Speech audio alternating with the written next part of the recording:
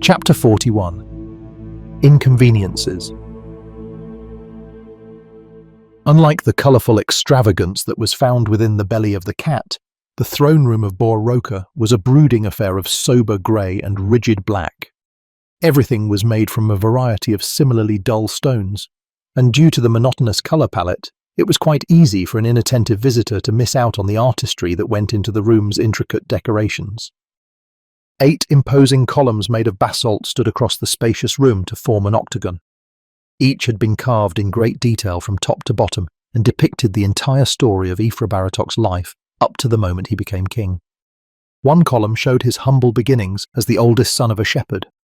Back then, Rokan was a village that barely reached 1,000 citizens. Another column portrayed the massacre of his family during the never-ending war between Malawi and Kainox. 3 full columns were needed to depict the heartbreak that led him to take up arms and form a rebellion. One column to display his conquest of Malawi, and another one for Kainox. The final column showed the unification of the 2 nations that resulted in the birth of Malachi. Hundreds of doll-sized figures were sculpted into the walls with lifelike precision, representing the heroes who gained recognition for their contribution to the nation and were subsequently rewarded with a perpetual seat in the royal court.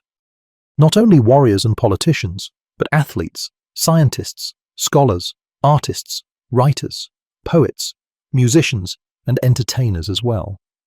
One of the figures was even that of a simple fisherman who earned his rightful place among the legends by feeding an entire village during a famine. In the great hall of Ashencat, crests of the noble houses were recreated in the stained glass windows that dropped down from the ceiling to the floor. When the sun graced the belly, all symbols would be projected on the mosaic tiles. In the throne room of Bor Roka, family emblems, or oxin in the Malaki tongue, were etched into the wall behind the dais to symbolize that Malachi was more than solely the one person on the throne. Flames of 1,000 candles brought the room to life with a strangely hypnotic performance of flickering lights and dancing shadows. King Ifra stared at the spectacle on the ceiling with a troubled mind, having just heard in meticulous detail everything that had happened to his Oniran visitors for the past few weeks.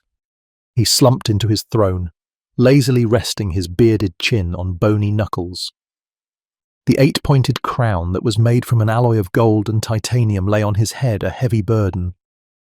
He lowered his old glassy eyes to the 2 blood-crusted packages that tarnished the sanctity of his beloved throne room. His face immediately wrinkled into a grimace like a sun-dried raisin. The death of a well-respected warrior such as Dasan Visasok was sure to cause unrest among the nobility. He briefly glanced at the Oniran delegation. Of all the troubling news they brought, the mention of Cain Everlong was the one that unnerved him the most. It was a name that hadn't crossed his mind in decades. He often wondered how different the realm would have been if Aemon did what needed to be done all those years ago. But after the death of Adam, he fully understood why his friend couldn't do it. Even if he knew that the realm would one day pay the price, he could never blame Aemon for not having the heart to kill his own son. And now, Cain Everlong was called an emperor, which meant that he had the strength of multiple nations under his control. What he intended to do with all that power wasn't important. Regardless of the objective, Cain was a malignant tumor that needed to be stopped before he could spread out to the entire world. What made Cain so dangerous wasn't necessarily his abilities, but rather the road he was willing to travel to achieve his goals. Ifra held his eyes on Cato. Having developed a strong bond with the Oniran lord over the past few years, he had gained a pretty decent read on his young friend. He could barely imagine what a profound experience it must have been not just to kill 85 people in one fell swoop, but to ingest all their memories as well. However, that wasn't what seemed to be the reason for Cato's concern. Again, it was Cain Everlong. The king wasn't surprised to hear that Cato's aura was coveted by Aemon's firstborn child. That ambition had been known to him for decades. It was the very reason Cato lived the first years of his life the way he did, to be kept hidden from the eyes of Cain. Only when Cato's dark companion awakened did it become necessary to provide the orphaned boy closer protection. And now, Cain had finally found him. Not many people of the younger generation had the privilege of witnessing the true power of Cato's dark energy. In the wrong hands, it was a mere tool of destruction, a black hole that sucked everything into nothingness. But wielded by the right person and having its full potential unlocked, the primordial aura could apotheosize the entirety of mankind. Aethra glanced at one of the two young women among his Oneran guests. Calling the ability to gift others the means to manipulate aura, Ava's blessing, was a necessary injustice to keep the identity of the other goddess hidden. It didn't mean that Ava wasn't a goddess in her own right, only that two forces were needed to establish a balanced harmony. Without darkness, there could be no light. Ava was the goddess with an infinite well of aura. Nyx was the goddess who actually distributed the power to the mere mortals.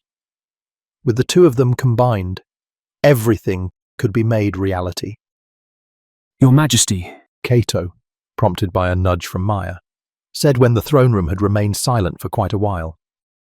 The Onerans had been awkwardly left to their own devices after recounting their experiences of the past few weeks, and were tensely staring at the Malaki king for a reaction like a bunch of miscreants awaiting punishment at the principal's office.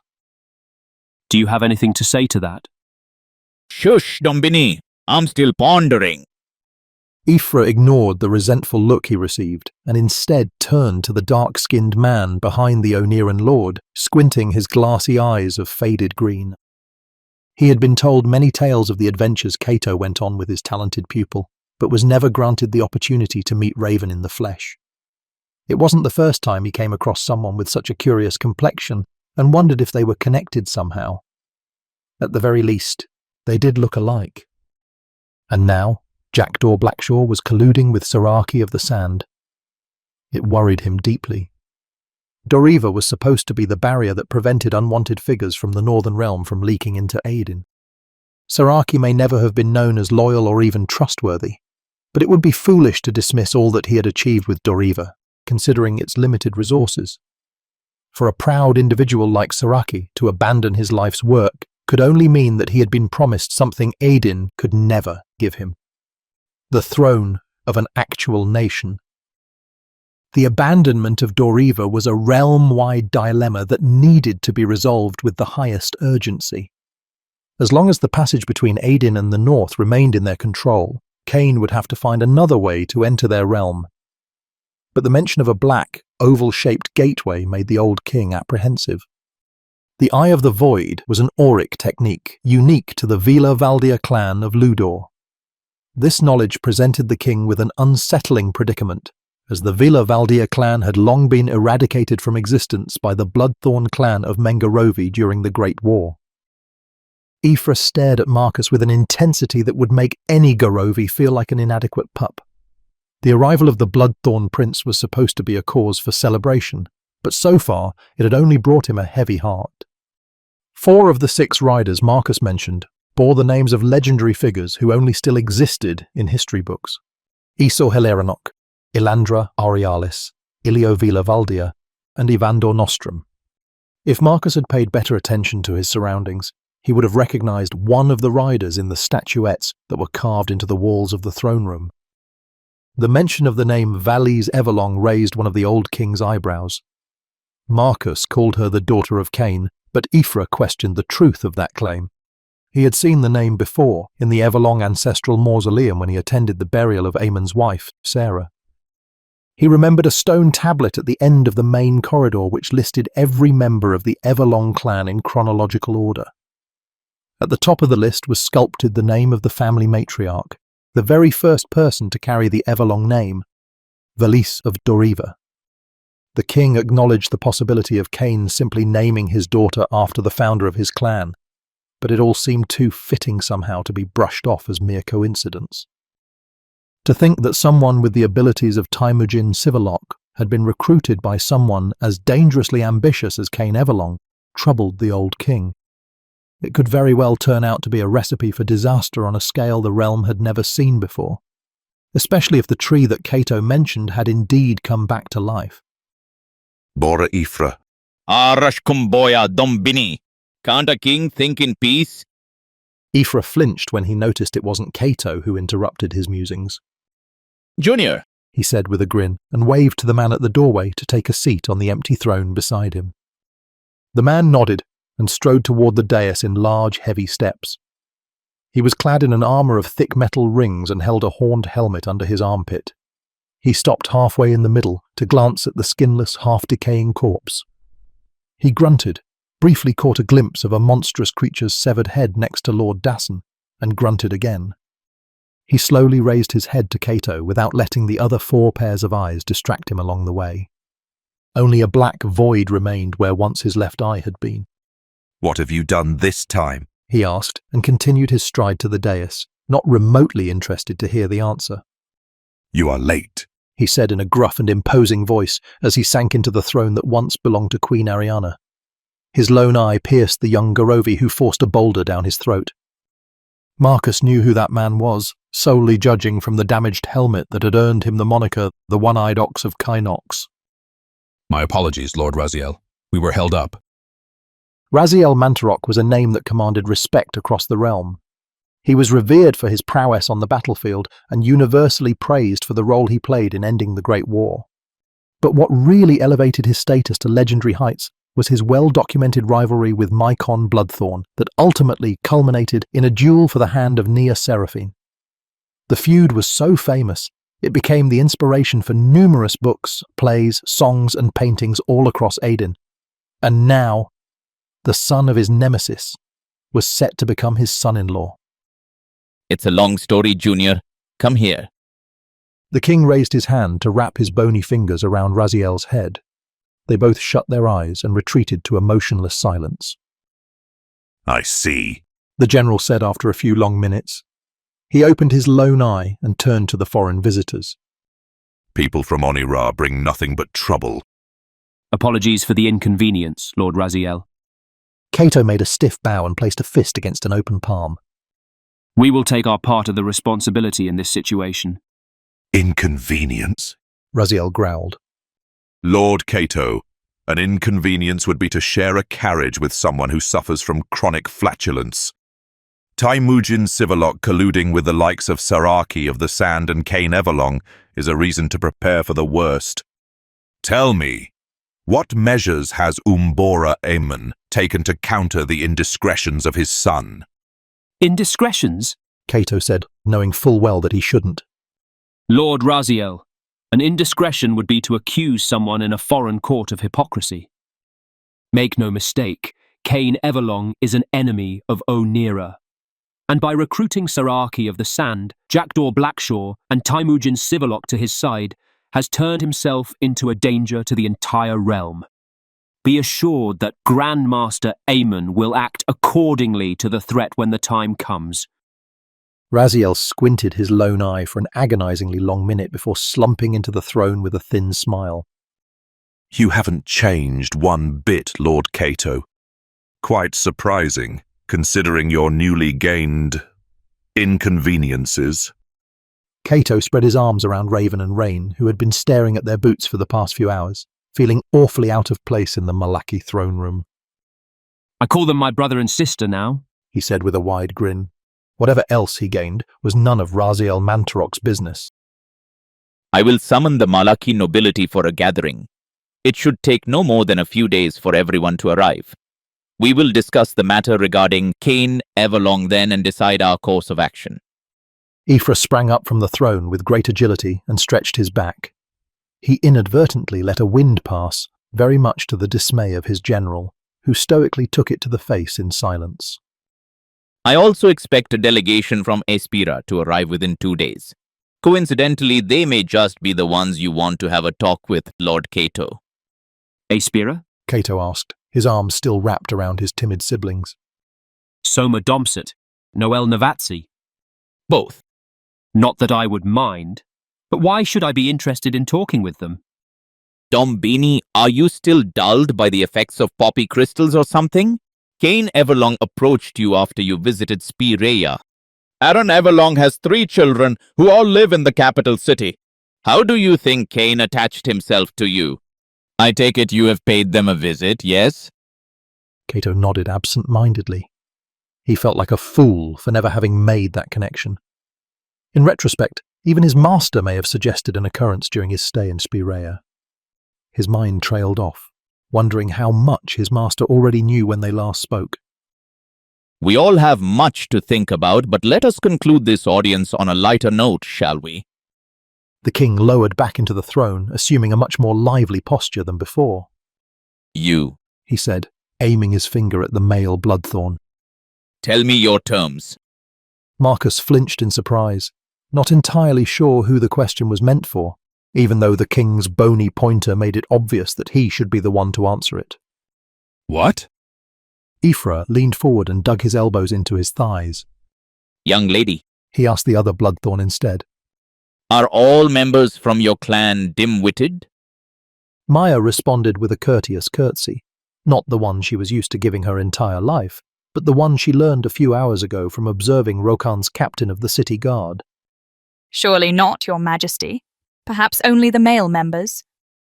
The king cackled heartily, surprised to hear such a sharp answer. Lord Cato, He said in all seriousness.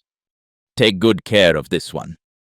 When he was replied with an equally solemn nod, he turned back to Marcus with a challenging grin. Young man, you wish to marry Zazie, do you not? Marcus didn't know how to react. Even if it was true that the young captain had been on his mind ever since she left them at the gatehouse, that knowledge should be accessible only to himself. And even his inner voice urged him it was best to forget about her. Your Majesty, Lord Raziel, He carefully began and shifted his eyes between the two on the dais. I assure you that I have come to Rokan for one person and one person only. My wish is to make Lady Zafira my wife. Good, good. The old king nodded contentedly. So, what are your terms? Marcus glanced at Cato, who demonstrated his usual helpfulness with a slight twist of the lips and uninvolved eyes. He glanced at his sister. Her reaction was pretty much the same, albeit a whole lot more judgmental. Your Majesty, He finally said with some hesitation. I'm not sure I understand your question. Ephra slapped his knees and turned to his general with a flustered cackling. Mala, Mala. He muttered along with a few Malaki expletives that vividly portrayed numerous deviant activities involving chickens and ducks, to which the general nodded in agreement. Let me explain to you in terms even my cat would understand. And right at that moment, a cream-coloured cat with clear blue eyes and dark brown extremities jumped on the old king's lap. Ollie! Ephra exclaimed in joy and gave a few brushes until the cat purred in ecstasy. Your representatives offered me a proposal for a union. I, and to a lesser extent Lord Raziel, accepted the offer on the condition that certain terms are met. Your representatives accepted the terms and left it up to you to finalize the agreement. So, Marcus Bloodthorn, what are your terms? Before you receive an answer, Cato finally said, holding Marcus by his shirt. please remind us what your terms were. Ephra sighed. Ollie also huffed and started licking his paws. First term, Marcus will swear an oath to Malachi and take up permanent residence here as a Malaki lord. Second term, no granddaughter of mine will be called Bloodthorn. The Malaki nobility wouldn't stand for it. A lord and lady of Malachi must have a Malaki name. And third, my yet-to-be-born great-grandson will take the throne when he comes of age, and Onira will acknowledge his sovereignty. Marcus nodded without having anything to add. He already knew the terms and didn't even realize he would be put in a position to make demands of his own. Not that it mattered. He already accepted the proposal the moment he decided to leave Mengarovi. I don't. Hush. Cato intervened with a slap to Marcus's arm. 1. Marcus Bloodthorn is a name with considerable influence around the realm. He will not be absorbed into any existing family. A man of his stature deserves to be the patriarch of his own lineage. 2. The union of Marcus and Zazie will result in a full alliance between our nations, including a defense pact. If one gets attacked, the other will come to the aid. 3.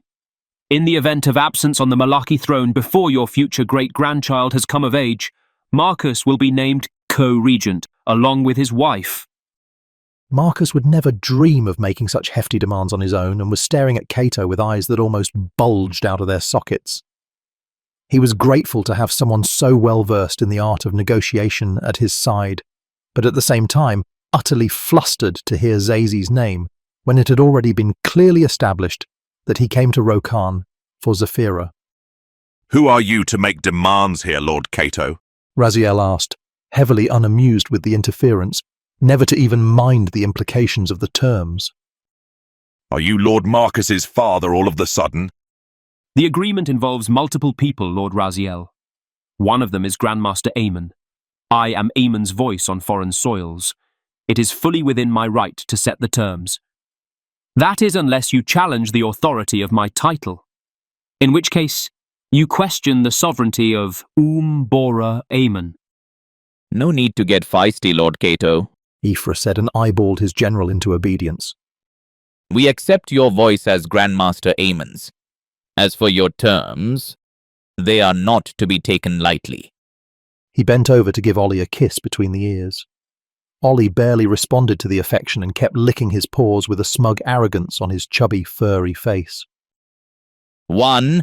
Accepted. It should have been obvious that my throne will not be soiled by a Manta rock. A new family name will be determined as soon as possible. He glanced to his side and chuckled. No offense, Junior. Blame your father. None taken. Raziel replied in a flat voice.